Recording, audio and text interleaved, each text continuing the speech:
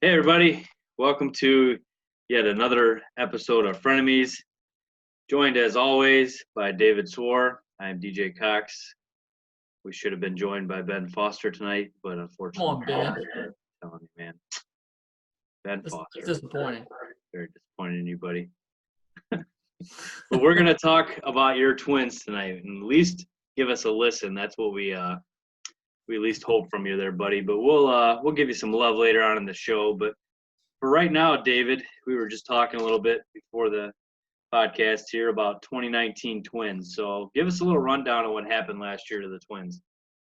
So, man, the 2019 Twins, great season, 101 wins. They won the AL Central, and they did it behind bombs. Man, what a fun team to watch last year. 307 homers, DJ. 307 homers. They had 5 players with 30 homers or more. Um, Pitching was the 10th or the 8th best in the league, which is better than you would think if you look at their rotation. They got Jose Barrios and Jake Odorizzi, but last year they had Martin Perez in the rotation and Kyle Gibson. And honestly, DJ, I can't figure this team out. So they just had some guys just blow up, man, like Jorge Polanco. Man, just a career year for him. Mitch Garver, he had 31 homers last year, and I believe the year before had 7 or 11. I can't remember exactly. Max Kepler, kind of an unsung hero, man. I heard them say on MLB Network one day that his stats are as good or better than my boy Aaron Judge. And who gets a lot more press? Mr. Judge does. A lot of people don't even know who Max Kepler is. And of course, they had one of the best DH, if not the best DH. My boy Nelson Cruz hit 41 bombs last year. But then they got to the playoffs, and they ran into a team that could hit just as good as they could, which was my Yankees. And they got broomed.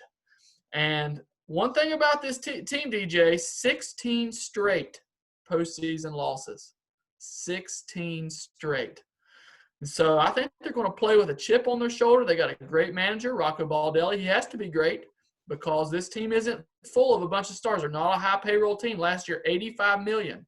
And the Twins have done a great job of locking up guys at cheap rates. We'll see if it pans out for him. Jorge Polanco, they locked him up. I'm a little worried about Polanco, DJ.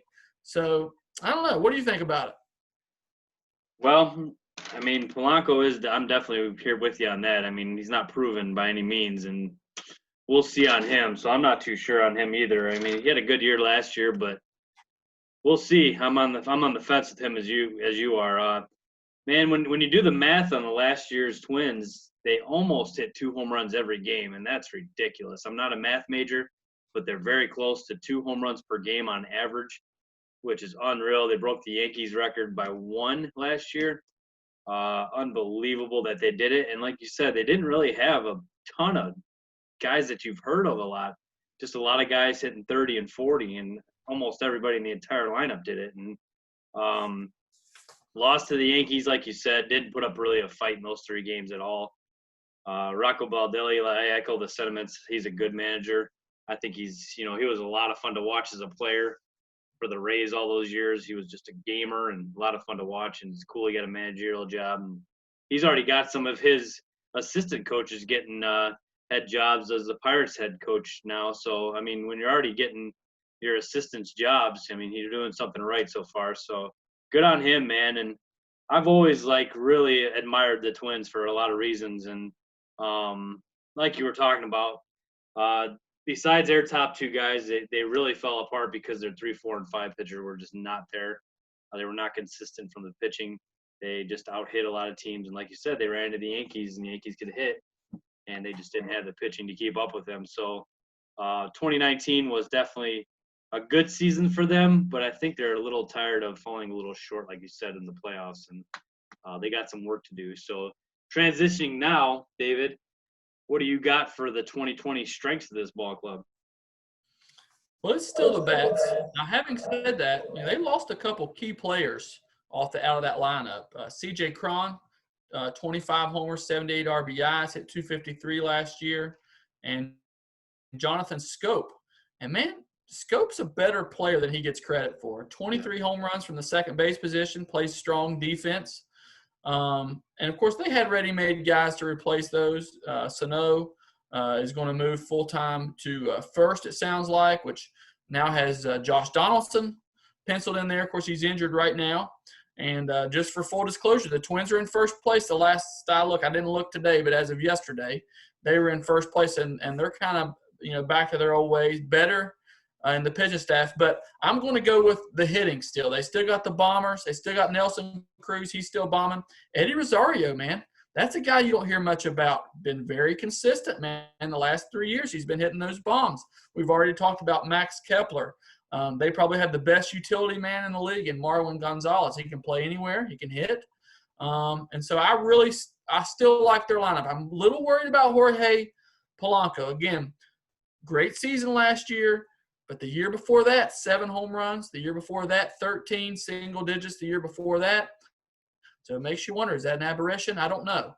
He's not signed to big money, but to answer your question, I still like their lineup.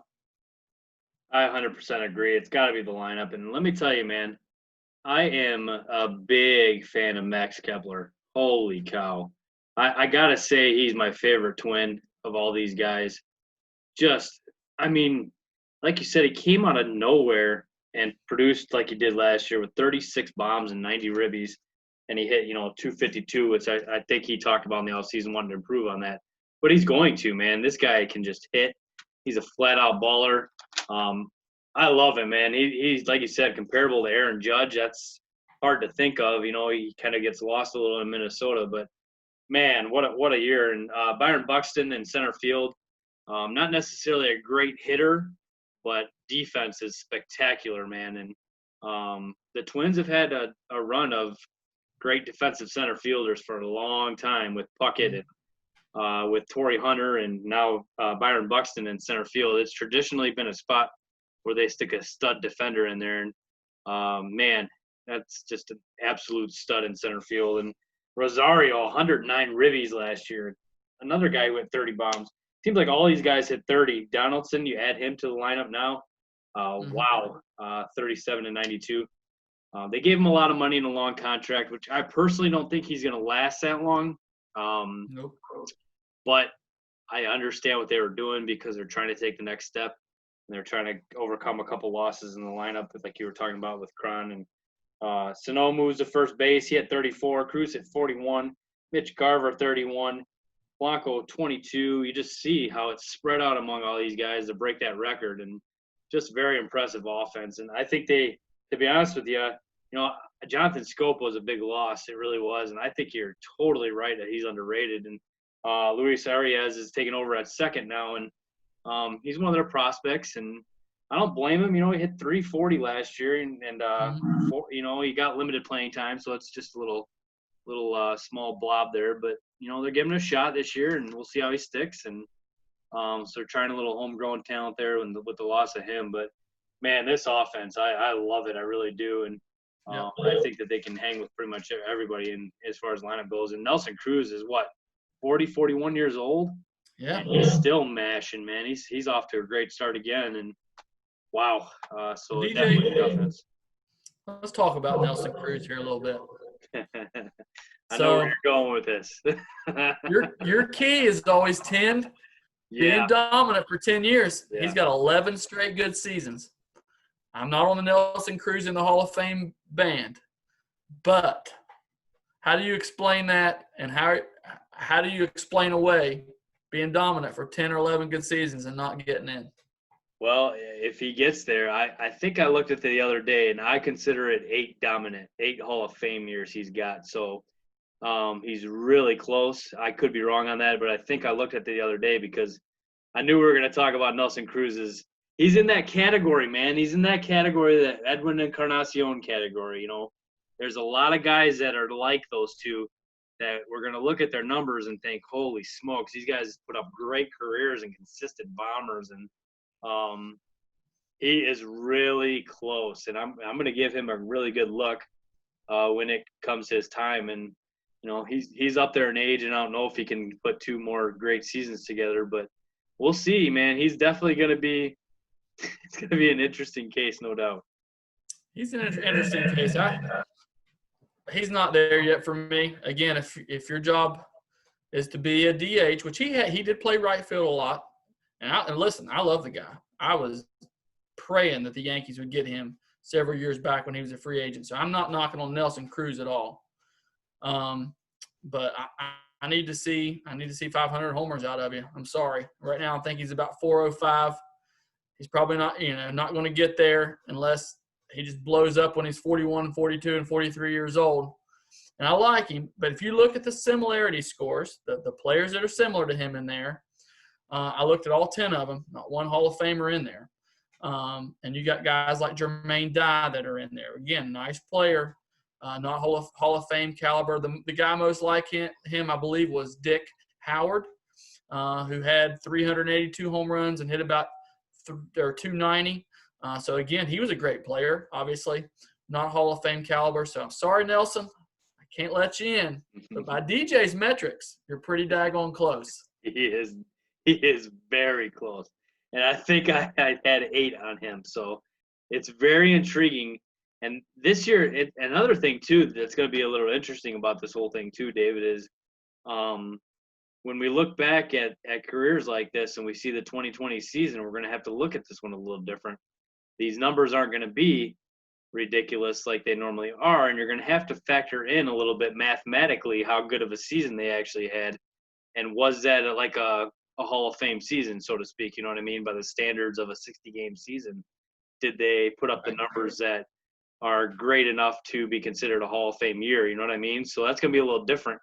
Like for Nelson Cruz's case, if he can come out here and put up those numbers for the 9th time, we'll see. He's getting close, man. He really is. And I knew you were gonna bring that up. I really did. I had that in, and that's why I looked at it today. I really did. I was like, I got to check on Nelly because he's in that in the Encarnacion's place, and I think David's gonna bring that up. So yeah, and going back to Hall of Fame in this year, man, it's really going to hurt some guys that were going to be close in some big categories.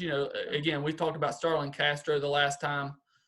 I don't want to say this eliminates Starlin Castro from 3,000 hits, but, man, it makes it really difficult. This is a prime year. This is a year he needs somewhere close to 200 hits because it's going to start getting less and less and less.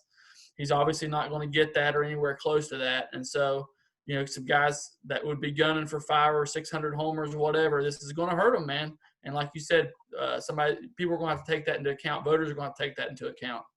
Yeah, it'll be really interesting looking back on what this year does. And another guy is Miguel Cabrera, he's a Hall of Famer, don't get me wrong, but he's just shy of the 3,000 and the 500, which are crazy, insane numbers. But let's just say he doesn't reach those, which they're both pretty hard for him to reach this year. But hopefully, man, I really, really hope that he comes back next year, Miguel Cabrera, and stat chases. That's okay with me. As long as he's producing, and gosh, he led the team in RBIs last year, so he's not stat chasing if you're leading your team in ribbies still. But I hope he gets one more year into where he can lock up those numbers and submit his resume of over 500 and 3,000, which is awesome to do. So, yep, you're totally right on that. So what about the 2020 weaknesses of the Twins? So I'm going to go twofold here. I'm just going to go on record saying I hate their defense. Okay? Yeah. He's got Stone Hands over up first. Arias, or however you say his name. How do you say his name, DJ? Yeah, you got it. Right. Okay. He's a horrible defender at second. Scope was a good defender. And Polanco is below average at short. Their outfield's pretty decent. Josh Donaldson was a huge upgrade at third, assuming he can stay on the field long enough. But when your pitching's you need your defense to step it up a little bit. And, again, they improved themselves with Donaldson. And the second thing is I've got to wonder about we kind of talked about this maybe, I think it was with the Reds. I think it was. They've got to get over the hump. And I don't know if that's a mental thing. I don't know what it is. But when you've lost 16 straight games, I've got to start questioning a little bit if you know how to get over the hump. Yeah. And so I'm going to be twofold with that. I don't hate their pitching staff. I don't love it either. I think they have upgraded from last year, so I don't want to use that as a weakness. So I'm going to go with their defense and their ability to get over the hump. Dude, that is a great call on your end. Awesome job on that one. I didn't even think of their defense. I really didn't, but I did think of them getting over the hump, and that is their weakness. David, if Twins fans are watching this podcast, they want you to burn that hat on top of your head. And let me tell you why. Let me tell you why. Here we go, David. You said 16 straight losses in the playoffs, right? Yep. All right, so their last playoff win was in 2002, okay? Now, in 2003, who knocked them out of the playoffs, David? I know where you're going with this, DJ. Who did? Was it the Yankees? Yep. In 2004, who knocked them out? I believe it was the Yankees. If I remember right, 13 straight losses to the Yankees in the playoff. Is that correct? 2006.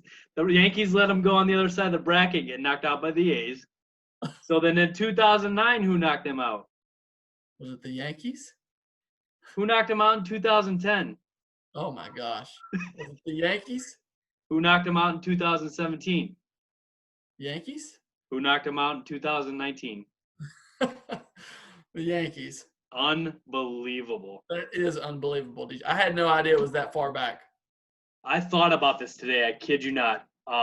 When I was thinking about last year and how the Yankees knocked them out, I seem to just for some reason get this thing in my head that they cannot get past the Yankees.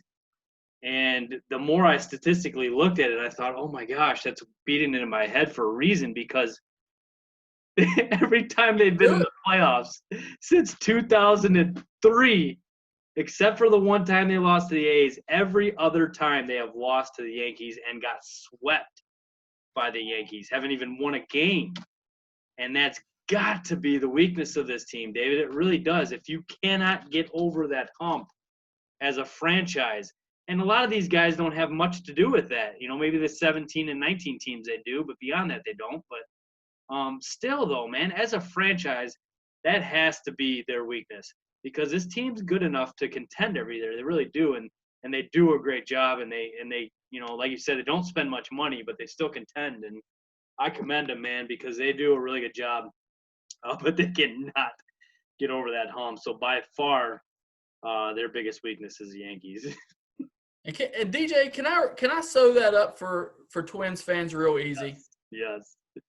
The Yankees tend to always, of course, they spend big money, and they tend to always be able to hit. What defeats good hitting every time? Yeah. Top-notch pitching. Yeah. So, can you name who the ace was in 2017? No, you can't. Can you name who the ace was in 2009?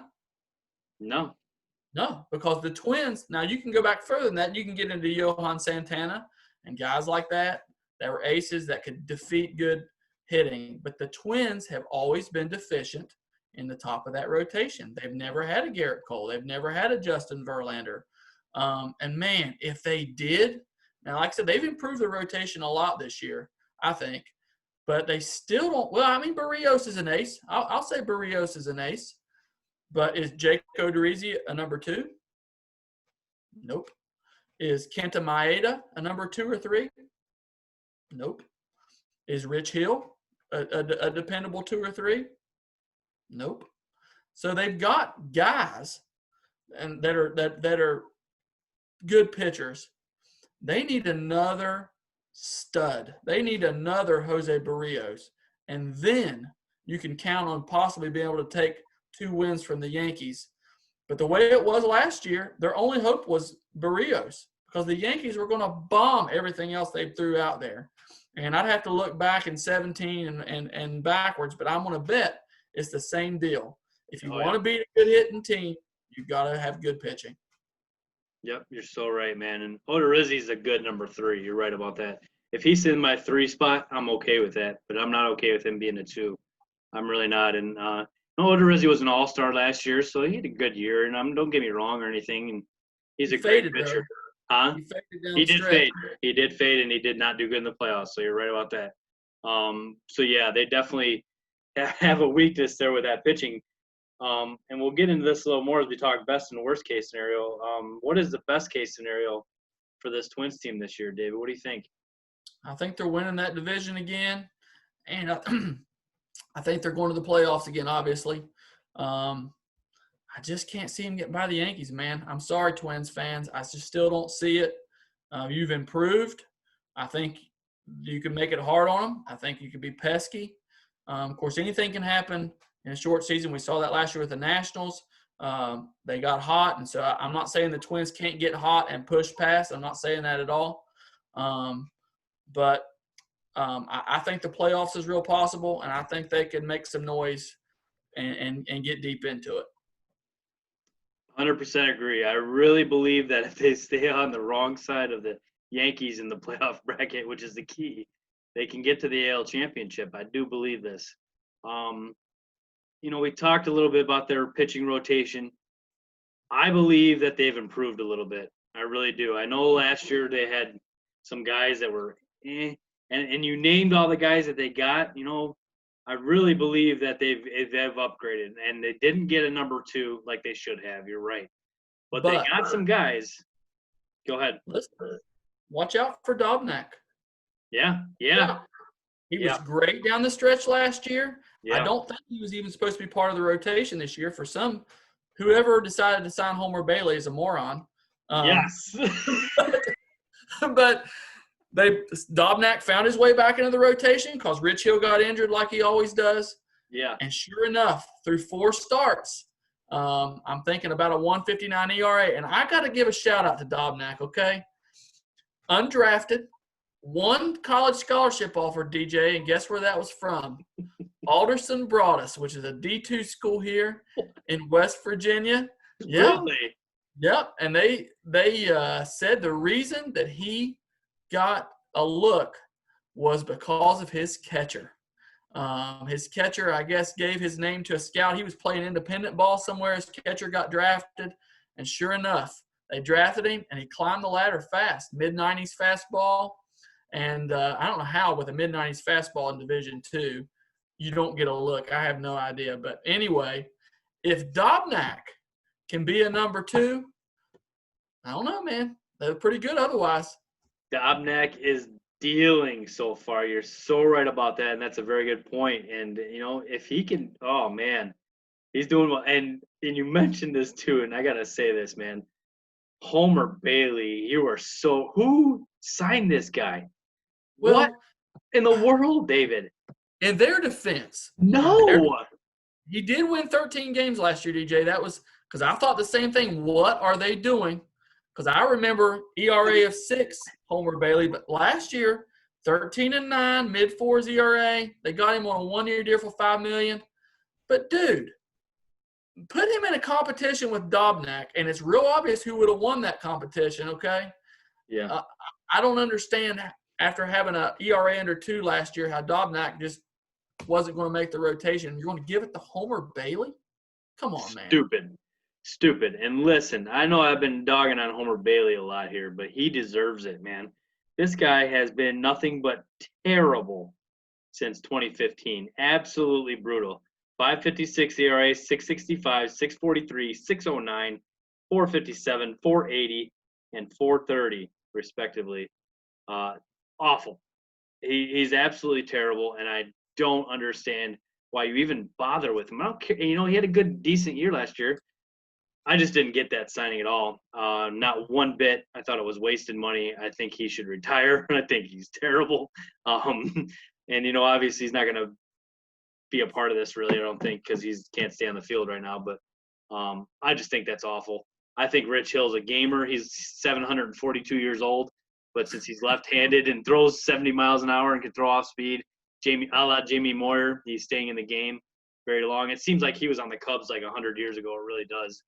It's been such a long career for him, and he's such a veteran and sticking with it. And props to him, man, for hanging in there. And he had a great year last year. He just got hurt a little bit and couldn't finish the season for the Dodgers. And, man, Kenta Maeda is no joke either. If that guy's on, he got used a lot in the bullpen last year for Dave Roberts and did a great job out of the pen. And, so they've upgraded their pitching staff. They really have. And that makes me a little more excited about this team. It really does, because they upgraded their offense by getting Donaldson, no doubt.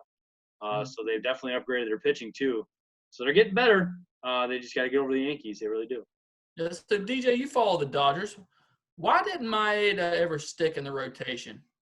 Well, I think it's a combination of, just some of the young pitching the Dodgers had coming up in May and just absolutely loaded as far as arms go.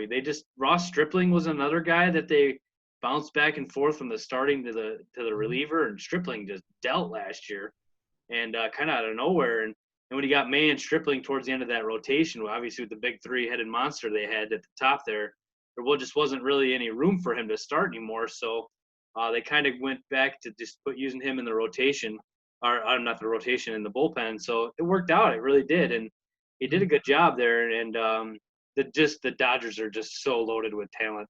I mean, I saw Blake Trinan come in. We talked about him the other day, stealing him from the A's. He's doing a great job out of the pen for the Dodgers now too, and that was a steal for them. So they just are loaded, man. They seem to have like 6 or 7 guys they can throw out there in the rotation that are going to win them ball games, and so it just kind of fell. It made sense, and he ended up being in the bullpen. But he's a starter, man. He can do it in this league, and he's going to have to prove it here with the Twins. So, How about the Dodgers? The Twins were involved in that trade. I'm trying to think of who they got in that trade. But anyway, the Dodgers, the Red Sox turned down. It was the Mookie Betts trade, and I guess that's how the Twins got my head. It's all coming back to me now. But the Dodgers, as a throw-in, get Brewster Gratterall. yes. And the Red Sox initially got him, and then said, no, we don't know about his medicals. And now, I haven't checked his stats lately. That's out west. I don't get to watch much of those games. But at one point, man, he was like one of their better relievers. Yes. Those triple digits, I'm thinking. Yes, Brewster is a stud, man. And I was going to talk about this a little later when we were talking about adds and drops on the teams, but you're so right about that. The Twins kind of got taken a little bit here as far as, like I said, I get what they kind of had to do this. They really did. They got Hill and Kenta Maeda. I don't blame them. They had to upgrade their pitching, but the Dodgers, man, they know what they are doing, and they got this kid now, and to go with all that pot of gold they have there. Crazy. It's crazy, man. It's so loaded, so smart. It really is. It's just geniuses over there in LA. They really are, and that's why I kind of think this is their year. If they can hold off the Yankees, it's going to be very interesting. So, what do you got for worst case scenario, David? So there's reason to believe there's going to be regression with the Twins. Again, Mitch Garver had 31 home runs last year, 7 the year before. Jorge Polanco, 22 or 23 homers, single digits, I believe, the year before that. Josh Donaldson has trouble staying on the field. He's the man when he's able to play, but he has trouble staying on the field. If that hitting goes backwards very far, I believe that they could regress. I don't think there's any way they miss the playoffs, to be honest with you, though. I mean, I could foresee maybe Cleveland surpassing them on the backs of that great pitching. But I just can't see them missing the playoffs. I don't think the White Sox have enough to pass them, although I like the White Sox a lot better than I did. DJ, you were a great scout for them. You got them some great players.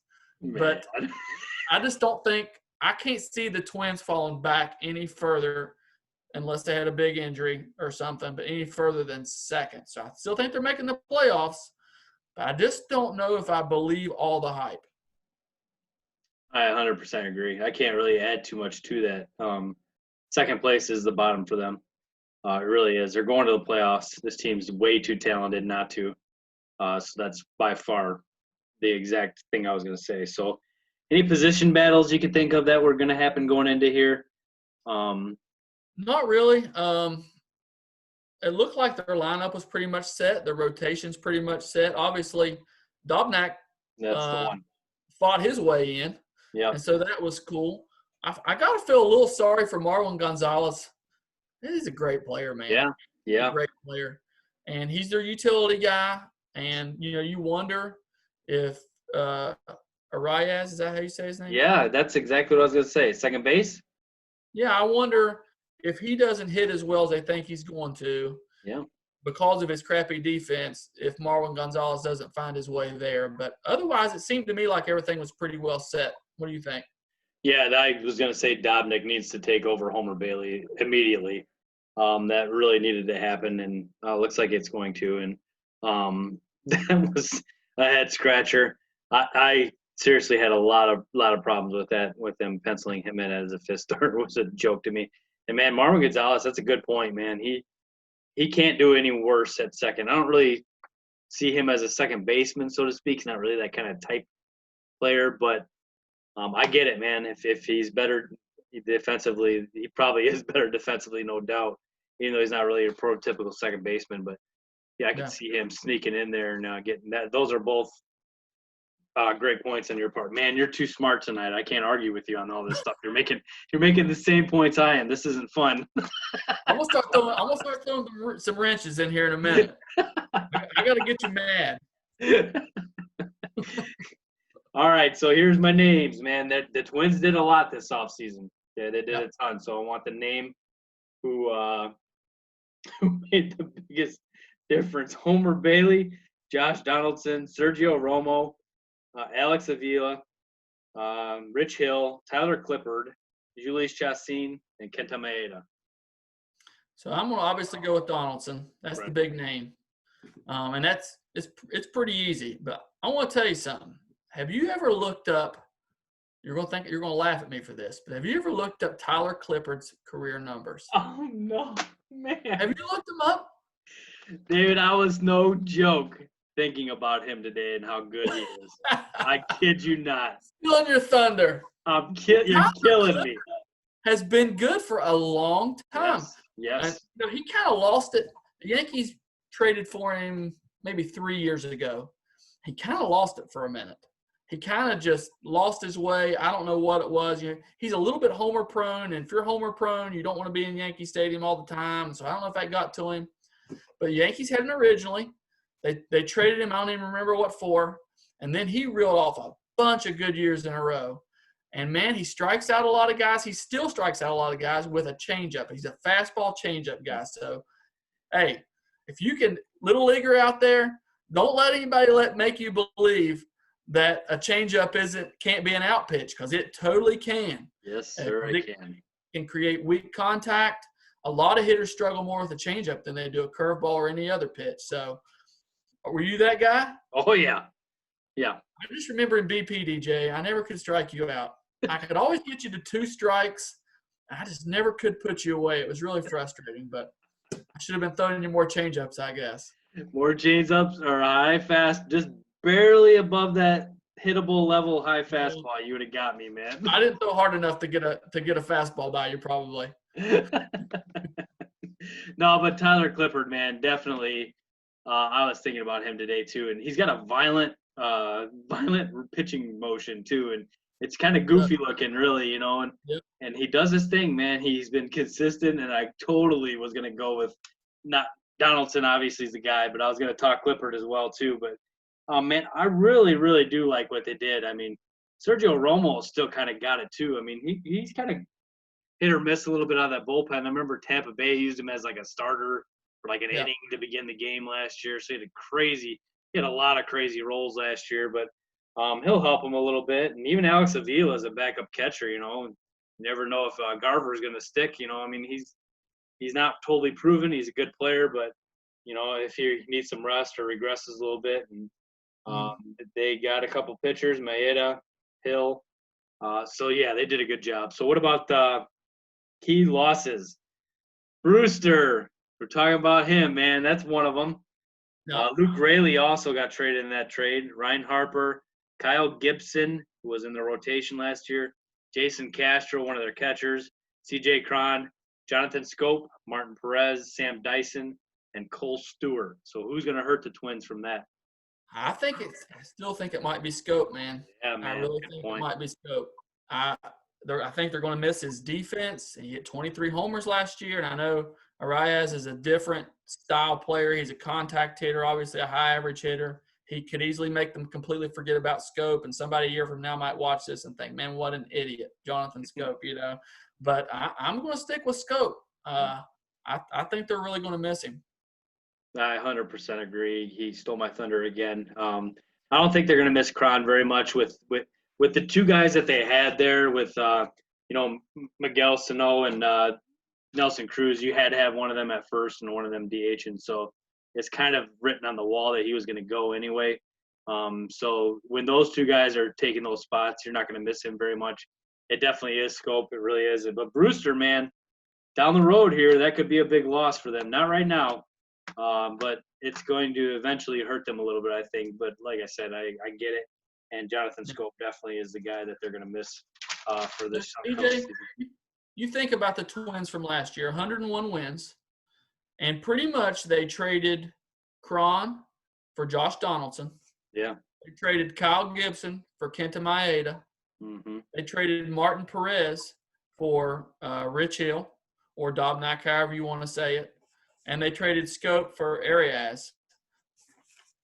There's no doubt they're better, right? They should be on paper. If all those guys can produce, there's no doubt they should be better.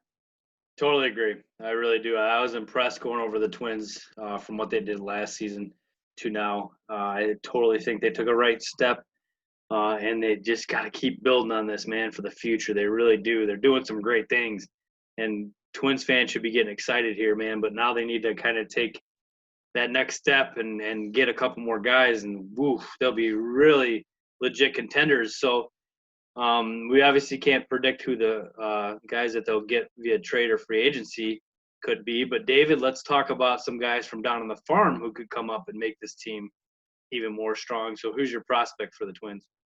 So the Twins have a top 10 farm system, and so that's another thing that makes them interesting. So they got Royce Lewis down there. They're the number 9 prospect in all of baseball. He's a shortstop. He's 21 years old. They're 2017 first rounder. From what I read, they're kind of playing him all over the place. And so I don't know if they're, I don't know what they're going to do with him. I don't know if they're going to slide him in at shortstop. I didn't really get a good read on what kind of fielder he is. I don't know if they're going to maybe try to play him at second in the outfield. So they were playing him kind of like a utility. But if you're the number 9 player in baseball, you're the man. And we've talked about this before. A lot of these teams that make the push have a stud come out of nowhere. And so maybe Royce Lewis is the guy. Yes, sir. I saw him a little bit too, and I thought you might go that route. And he's and especially since you're talking about Polanco, I don't think they'd do that yet, but it's possible. There's something that could creep up there and create a battle in the future for them, no doubt. So, Juan Duran. Have you heard of Juan Duran? No. Okay, so 6'5", 230, 22-year-old pitcher for these guys.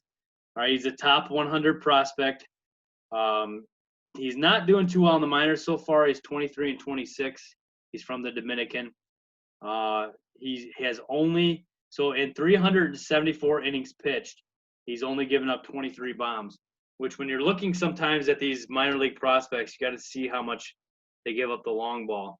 And to me, if you don't give up the long ball and you don't walk a lot of people, which he doesn't, he's at 131 walks in 374 innings, which is very good. Those are two things going really well for him, keeping the ball in the ballpark and making them put it on the ground, which he does a lot too.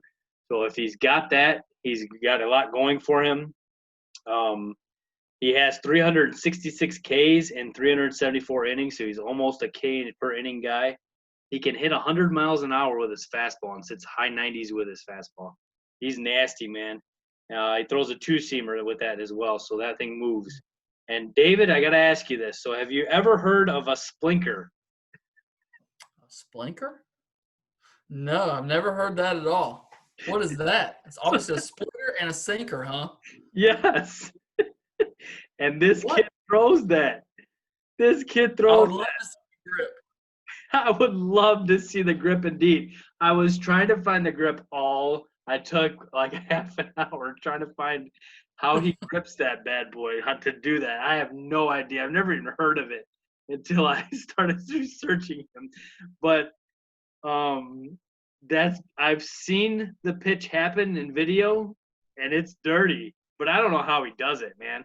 So what's it do? Does it obviously a splitter has the bottom falls out of it, and the sinker's just kind of heavy. It just kind of lays in there, maybe slides just a little bit. So what does it do? It just kind of goes in there and just like seriously drops down. Like it doesn't like gradually go down or anything. It just kind of hits a wall and goes boop.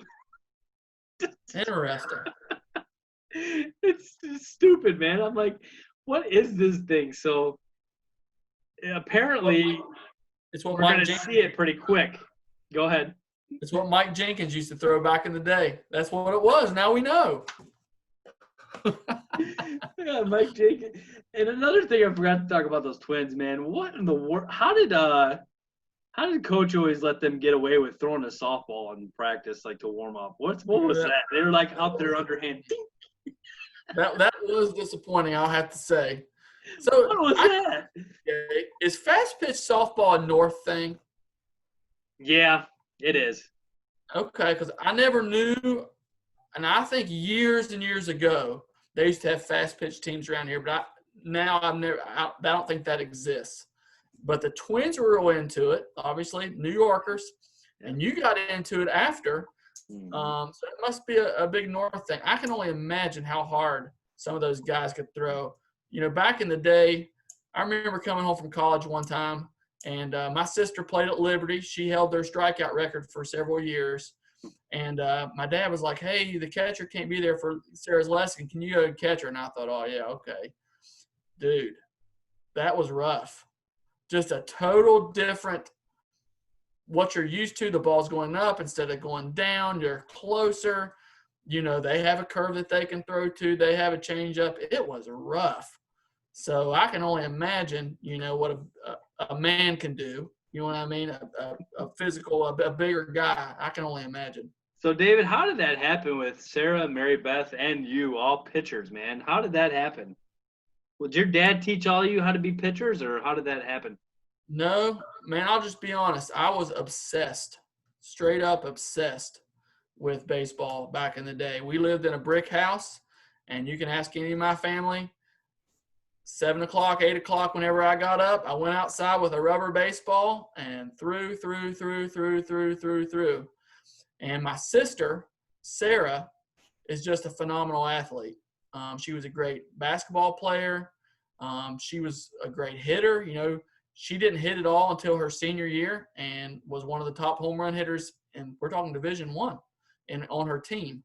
And my dad got her into lessons, and Mary Beth the same way. Mary Beth was an awesome catcher, like the best catcher. She actually made Liberty's team. She tried out for it, made it, and then quit. She said, I just wanted to prove that I could do it. Wow. And those two were a big-time 1-2 punch. Mary Beth didn't pitch a whole lot, but Mary Beth could throw really hard, probably just as hard as Sarah could. But Sarah had pinpoint control, really unflappable, couldn't shake her. And weird story about Sarah. So remember, I hurt my arm my freshman year. And to be honest with you, I never was the same after that. I just never could get back. And the reason I hurt my arm is that I was missing a muscle in my shoulder, believe it or not. And it's hereditary. What? So Sarah's senior year, I mean, she dominated her first 3 years at Liberty. And that same muscle, DJ, caused the same problem that I had. And she ended up kind of toughing it out and getting to, I mean, still pitching and doing well, but she was kind of like me. She kind of lost her edge a little bit, and that's when she started hitting. She couldn't throw as much, but she had a great career, and I can't really tell you what started it. My dad wasn't a pitcher. It's just something we all love to do. Wow, that's awesome, man. That's a cool story. It really is. The Swor family obviously has good genes, man. You guys were all phenomenal athletes as far as baseball, softball goes, man. That's really cool. You guys did a great job. Outstanding careers, no doubt. So what do you got, buddy, as far as Twins trivia? DJ, this might be my all-time favorite Twins or trivia question. This is awesome. I can't believe I found this. I was just so pumped. Hold on just a second. In 2003, the Twins made a trade that landed them Joe Nathan, Boof Bonser, and Liriano. Obviously, great trade. Buster Posey. Nope. No. They did. They did get him from the Giants, but one of your all-time favorite Twins was traded for him. Who was it?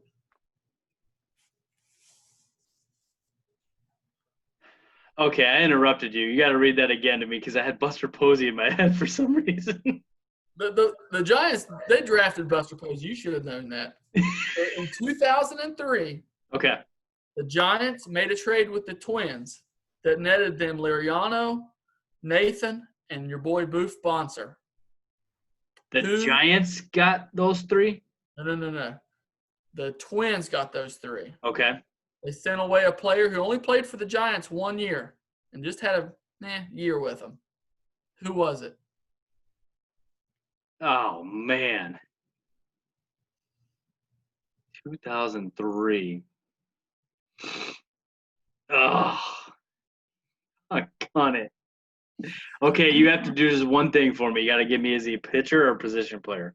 Position player. Oh, man, that makes it harder then. Shoot. The Giants for 1 year. I didn't realize this, to be honest with you, that he went to the Giants for 1 year. It must have been pretty forgettable.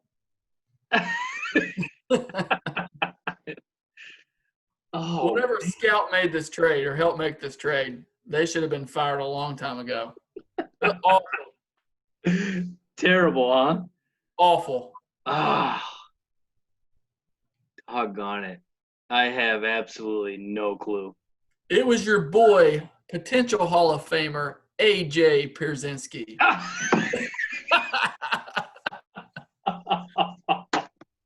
Yeah. Oh, no. Cubs Oh, never. get out of here, man. Yeah. And he was awesome. What?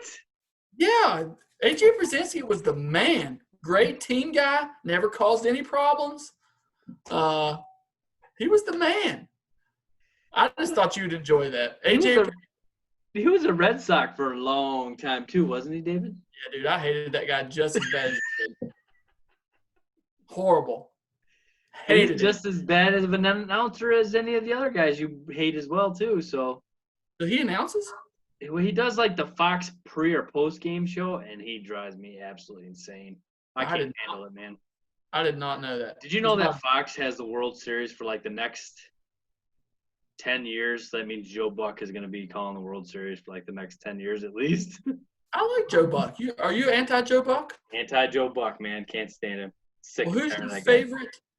Who's your favorite announcer? Now, we're talking about network announcers, not local guys or whatever. If you're going to turn on ESPN or Fox, who do you want to hear call a game? I love John Miller. I could do John Miller.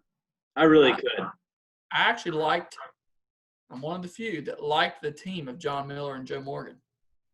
Yeah, I mean, I don't like Morgan as much, but with you. I love John Miller. I'm a John Miller fan too. I caught him on a game just the other day on radio, and man, it just brought back so many good memories. Yeah. I hate to admit this, but Sunday night baseball was a big deal, and our house was right next to the church, and plenty of church services. I would go to the bathroom straight home so I could watch those games. Isn't that terrible? I totally did, and that was when John Miller and Joe Morgan were the big announcers on Sunday Night Baseball.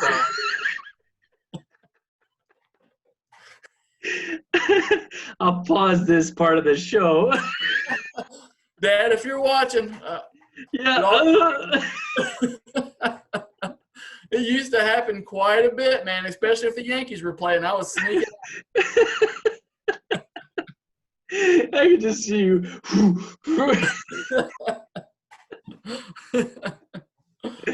Oh, man. Well, the Yankees were obviously on there a lot, so I could see what you were doing there, especially the Yankees Red Sox for Sunday Night Baseball.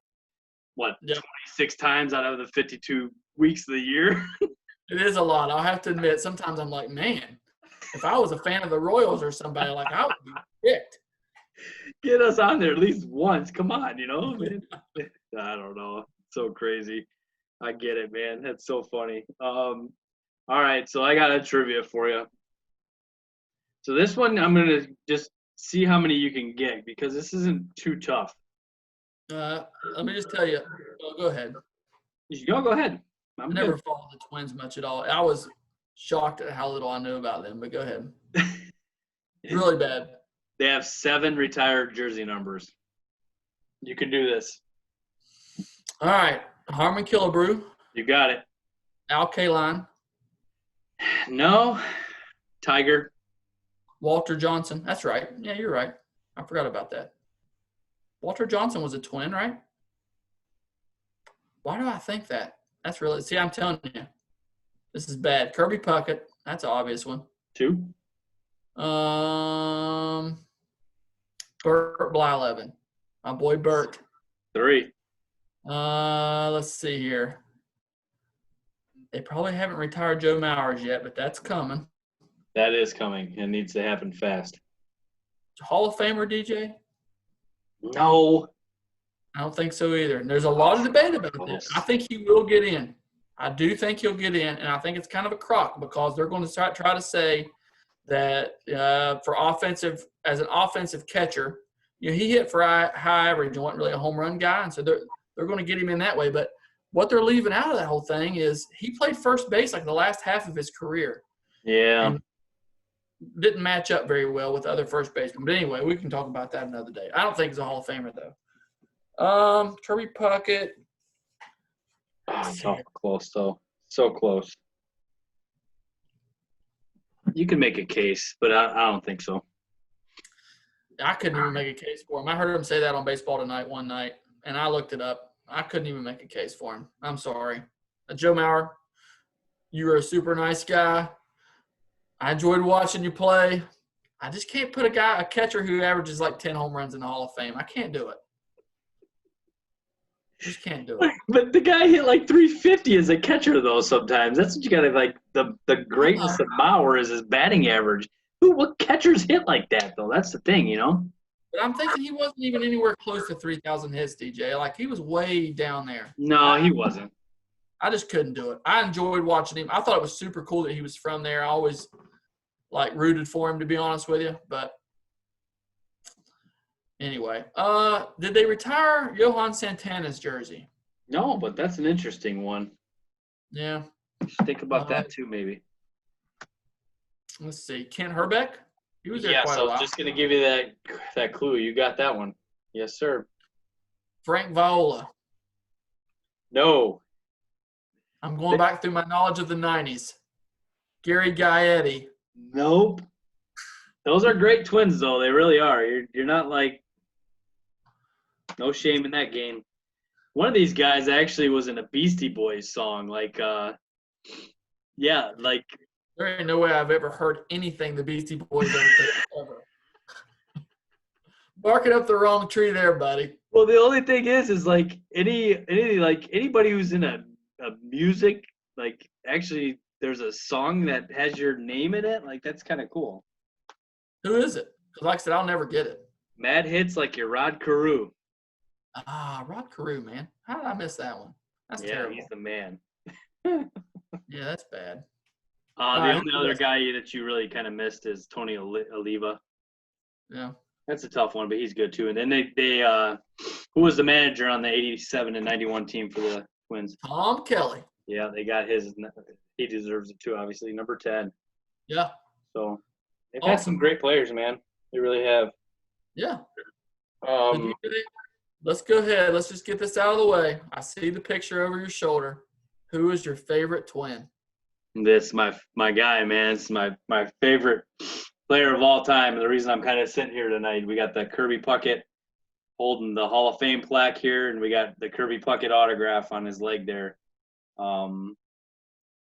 So, all right, here we go. This is a little sentimental, man. This is my guy. This is my guy since I was 7 years old. Started watching baseball when I was 6. Obviously, the Twins dominated the '87 World Series, won it all. Kirby Puckett is from Calumet High School on the south side. And those who are around here know that he came from the Robert Taylor homes on the south side. Man, I don't know if you've ever heard of Cabrini Green. Almost everybody has, like a rough Chicago neighborhood on the near north side. The Robert Taylor homes in the south side were just awful to live in, I'm sure. It was just a very bad place to grow up. Kirby got out of there when he was 12 finally, but he grew up there. He would literally hit in the hallways because they didn't have anywhere to go to hit, to play. He never really talked about his, Chicago days because I think he was just happy to survive and get out of there. He was 5'9" on a good day. So being from Chicago and being short and being a center fielder, a lot of things that I am. So I really looked up to him a lot. He ended up going to Triton College and Bradley University first, and then to Triton. And in River Grove, we play against a team called Guerin Prep. We got to play on Triton's new turf field a couple years back, and they've got all kinds of Kirby Puckett stuff there. His number's retired with Lance Johnson, one dog. Me and Devin got a nice picture with the Puckett picture they got going on there. And he's the only player from the Chicago area in my lifetime to make the Hall of Fame, which is just, it's almost kind of weird to think that with all the great players that have come through here, but makes sense that none of them are Hall of Famers, man, because as we know, it's the toughest of the sports to make the Hall of Fame in. It really is. And when you think about it, if like an average of 3 guys go in a year, you're talking 30 guys in a 10-year span, man. That is not a lot of guys that make the Hall of Fame in baseball. And it's one of the reasons that me and you love it so much, man, is it's so hard to get into, and you got to be the best of the best. And so he made it, man. He's absolutely the guy that I look up to. 5 seasons with over 200 hits, just unbelievable hitter. He wasn't really a bomber. He only had 207 career hits, a little over 1,000 RBIs. His career batting average was 318 and 360 on base. Just absolutely loved him. He dominated 10 of his 12 seasons. He only played in the league for 12 years. He ended up getting hit. I don't even know if you remember this, but Dennis Martinez hit him with a fastball right in the eye, and it ended up giving him glaucoma. He couldn't see out of that eye anymore and ended up ending his career very short. Was just tragic. And to be honest with you, after he left the game, his life fell apart. He could not overcome it. He ended up getting huge. He already was kind of big for a 5'9" guy, but he became obese, to be honest with you. Got himself into a little bit of trouble. I believe he was a Christian.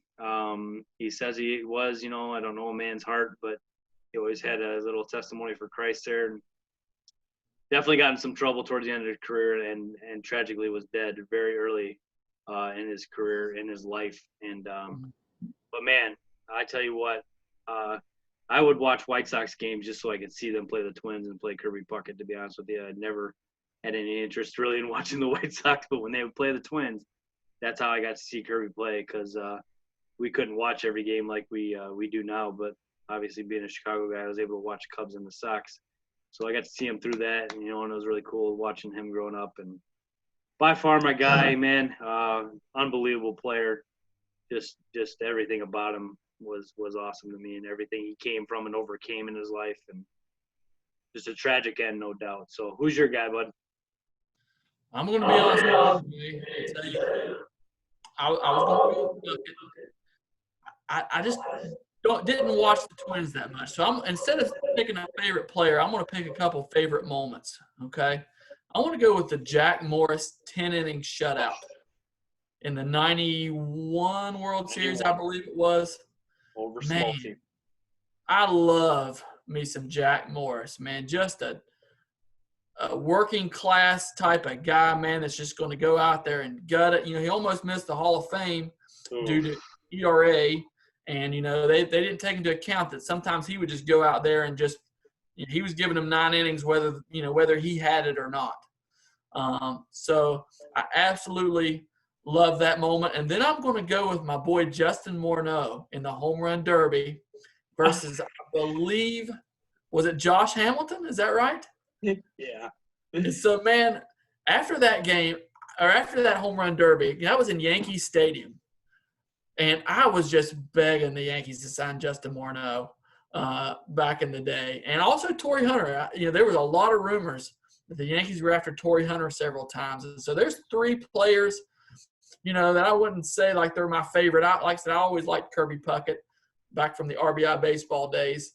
But those are three guys that I always really liked, and especially with Jack Morris, man, that 10-inning shutout, that's my guy.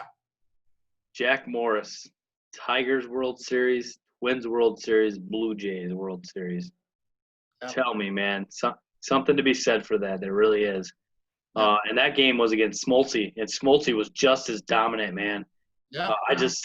I kind of feel bad for him losing that game, man, because he was just as good as Morris in that game. Classic game, no doubt. Way to bring that one up. Unbelievable. Kirby Puckett robbed some home runs in that game too, and hit a walk-off homer in one of those games. And the famous saying was born, "We will see you tomorrow night." That was Kirby Puckett that did that. And man, Kent Herbeck threw over to Kent Herbeck, and he literally pushes Ron Gant off the base, and they call him out. Ask a Braves fan about that play. You'll get them fired up, man. You'll get them fired up. Ask Shelton about that. Or 48 teammates that were Braves fans. I guarantee you they all remember that. So Twins have a lot of cool moments of the 87 and 91 teams. And that's what I'm saying, man, is that the Twins are contenders. I think baseball is a lot better. It really is. And got to get over those stinking Yankees, man. Yeah, I hear you. When you're a Yankee fan, man, and East Coast guy, sometimes you miss out on stuff that happens.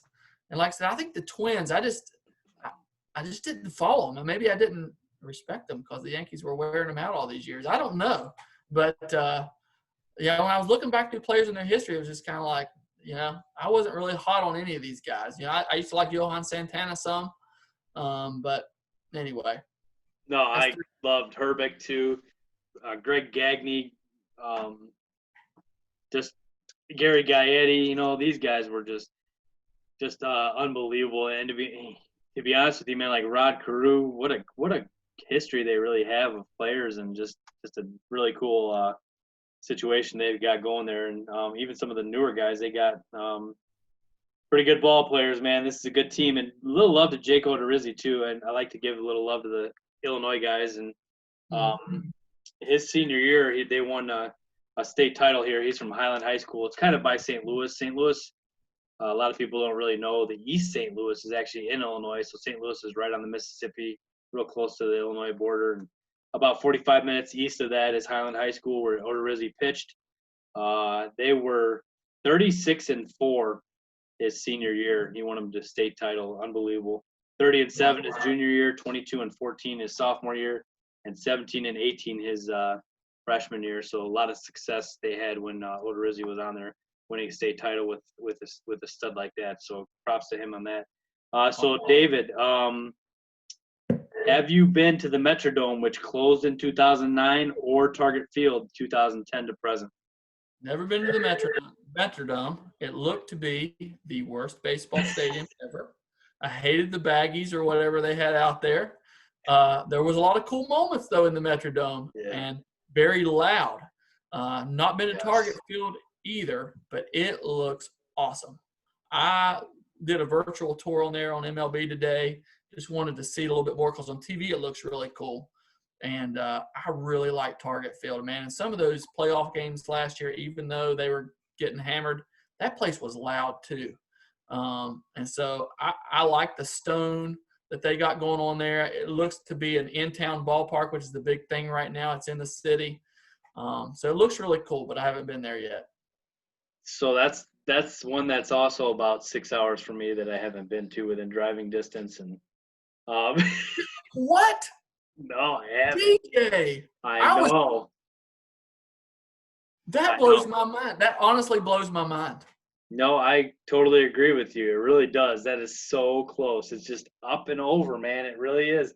However, I have been to the Metrodome. So I have been to Minnesota. You saw the baggies in person. I went there the year that they were going to shut it down. I had to go. So 2009, I went with my uncle and two buddies, and we went up there. We had a real good time. It was a lot of fun. We stayed the night up there. And so the Metrodome, man, let me tell you this. As an outfielder, I would have just cried. I would have been like, can I just play first? Dude, you have a white roof, Oh, Lord. okay? And you've got all these Twins fans with these white hankies. Are you kidding me? You're going to see a white ball coming at you? They used to have so many problems with players trying to find the ball up there in that sky. I remember that. You remember all those guys that would let the ball drop in the Metrodome? Yep, I do. see why. I got the firsthand experience. I looked up there and I'm like, there is no way. And that's what gives like Puckett and Hunter, these guys played there all the time. And, you got to give them props for figuring that out, because what a nightmare situation when everything is white and you're trying to find a white baseball. But it was a dump, no doubt. I did get to see the 2 World Series trophies, which was cool. It's not I just didn't like it very much. It was cool to experience it because Puckett had played there all those years, and I love that part of it, and got to see some cool stuff on him. And but I'm with you, man. Target Field looks awesome, and I cannot wait to get there because that looks like a pretty cool layout and a nice stadium and a great place to watch a game. So I'm looking forward to that one. Yeah. So, DJ, let's talk about, and I don't know if you were planning on doing this or not, let's talk about our lone Minnesota fan. Yeah. I got to tell you a really cool story. Well, let's just talk about in the beginning. So when Ben Foster showed up on campus, he was this short, stocky guy, and you could tell he was an athlete. And so, I heard he was going to play baseball, but he was a soccer player. So I will go and watch him play soccer, and he was awesome at it. And I thought, why would that guy play baseball as good as he is at soccer? And so then we come around, the fall season. He couldn't be there the whole time. It was kind of back and forth. And then I saw him hit and throw a baseball. And it was like, why is this guy playing soccer? And so anyway, awesome. Clutch hitter, clutch pitcher.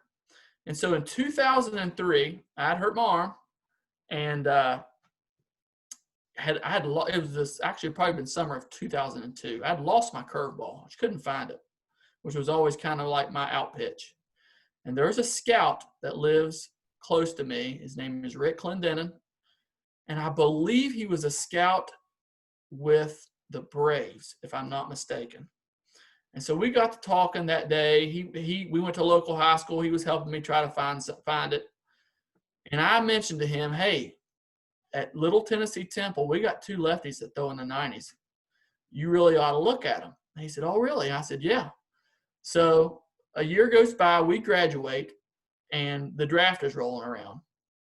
And he calls me one day, and he says, hey, I just want to let you know, I called our Atlanta scout. I believe it was Atlanta. He said, I called our Atlanta scout, and he says, both your boys, back then it was Dusty Childress and Ben Foster. He said, your boys are for real. And I said, yeah, man, I told you. I said, he's a good outfielder and he's a good pitcher.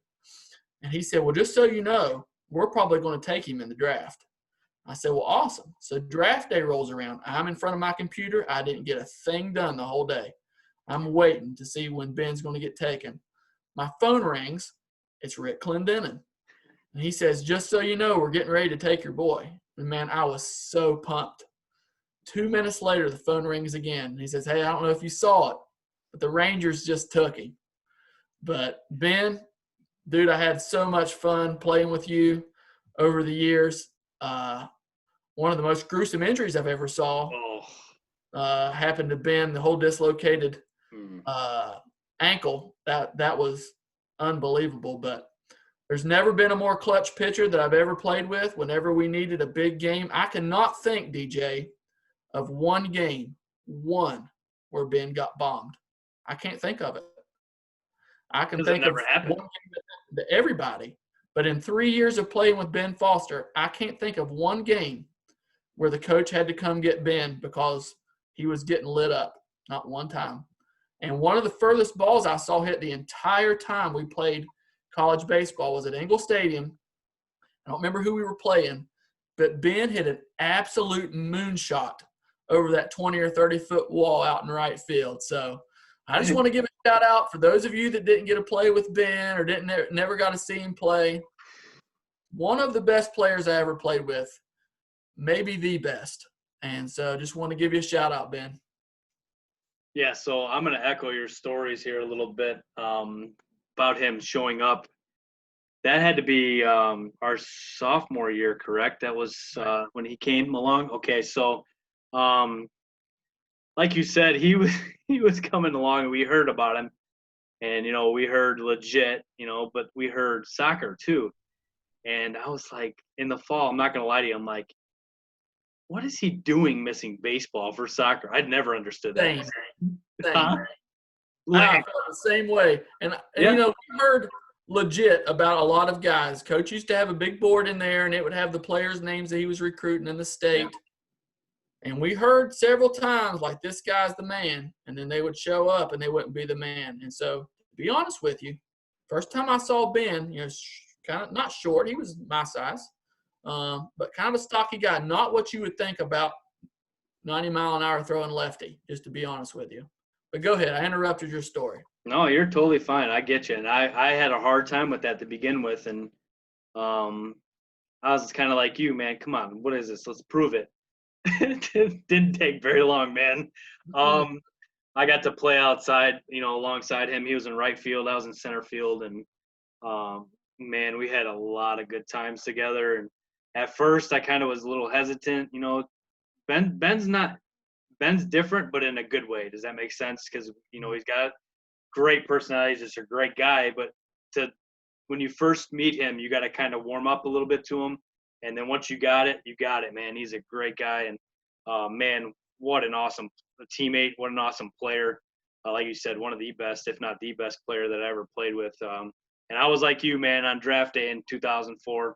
I sat in front of that computer the entire time. And when his name popped up, man, how awesome was that to see? And it was really cool to see him get drafted. And he had come up to Chicago to play after he had gotten done with minor league ball a little bit there and went to independent ball. He came to the south side here and played. I went and watched him play. Came to the house. We had a good time. And so, yeah, man, he still probably can throw 90 if he was in the backyard and did it, That guy was just a freak athlete, man, and everything he picked up and did, he was awesome at. And left-handed stick and left-handed on the mound. And, man, we had some inter-squad battles against each other. It was a lot of fun, man. Hitting against him, it was hard, man. It was not an easy thing to do. And so, DJ, I got to tell you something funny along those lines. I don't remember who it was, and I don't want to slander anybody, but we had a bullpen catcher that couldn't catch Ben. And so I decided, I ain't got anything to do. I'm a pitcher. I'll catch him. So once or twice, I caught him in the bullpen because I didn't have anything else to do. And whoever it was at the time just couldn't catch him. And, man, it was brutal to try to catch Ben. That curveball he threw just broke last minute. And, I'm set up right here. And the next thing you know, it's hitting me in the opposite leg almost. And Ben tend to keep the ball low. And so, when you're warming up, you're going to bounce some stuff. And, dude, I just remember my inside of my hands or my arms and my legs just being beat to death. And so, needless to say, after a time or two, it was like, I ain't doing that no more. That sucks.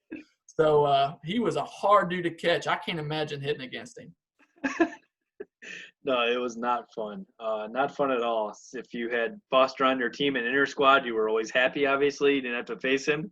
But, man, he shares the love of Kirby Puckett. He's also his favorite player of all time, too. So we clicked on that a lot, too, as far as that goes. And I just brought up the injury he had the other day. It's kind of funny you mentioned that. Jose Abreu was running to first 2 nights ago for the White Sox, and we were watching it because Lindsay and Nicole were in there watching, and Abreu extended his leg to try to, the hustle play to try to beat it out at first, and he came up limping, and I'm like, man, I was telling Lindsay, I'm like, you cannot do that. You have to run through first base. And Ben was a hustler, man, and he did that extension all the time. And I was like, Ben, please stop doing that. I would tell him that sometimes, and but it's just a hustle play. It's just he reacts, and man, that ankle looks so bad, man. I wanted to throw up, and It was awful. when he went down, a lot of our hopes went down with him, and when you lose your ace like that, it's just tough to recover from, and that was awful. And like you said, man, he could not only pitch, but he could hit the ball really well too. So we got a legit man there when we had him and Dusty and you in the rotation, man. That was pretty doggone awesome. And obviously those two ended up playing minor league ball, and pretty awesome players. Yep, absolutely. Well, David, I don't know, man. We went pretty long on the Twins, and I thought we might because, man, they're fun, interesting. We had a lot of cool things to talk about with them. And unless you got anything to add, man, 2020 should be a very interesting year for the Twins as long as they don't run into the Yankees. Well, we'll see, DJ. Yep, it is unbelievable. So what we got left? The Royals and the Rangers. Royals and the Rangers, buddy. We're going to do a doubleheader and knock them both out, and we'll move on to something else. I'm telling you, man. I tried Booznitz and I tried Guffey and get nothing, man. All right, we'll keep trying. I hope you guys, if you're watching this, come on, man. It's fun. You don't have to know everything about them. We'll have a good time. Exactly. You can just come talk baseball, man. You don't need to go as in depth as me and David do. Just come on, hang out with us, and be a lot of fun. Yep. All right. Well, I guess we'll see you guys later on the week. Enjoy the season. The Angels are still in last place, right where we knew they would be. And so I'm not going to let that go all year. And the Cubs are still in first, baby. Woo! That's all that matters. And they have a better record than the Yankees. Yes. The Yankees are sliding right now, man. They lost 5 out. They won tonight. Up to this point, they lost 5 out of 6. Kind of having a rough time all of a sudden. The pitching kind of fell apart, so we'll see what happens. It did, my man. It did. All right, guys. We'll take it easy.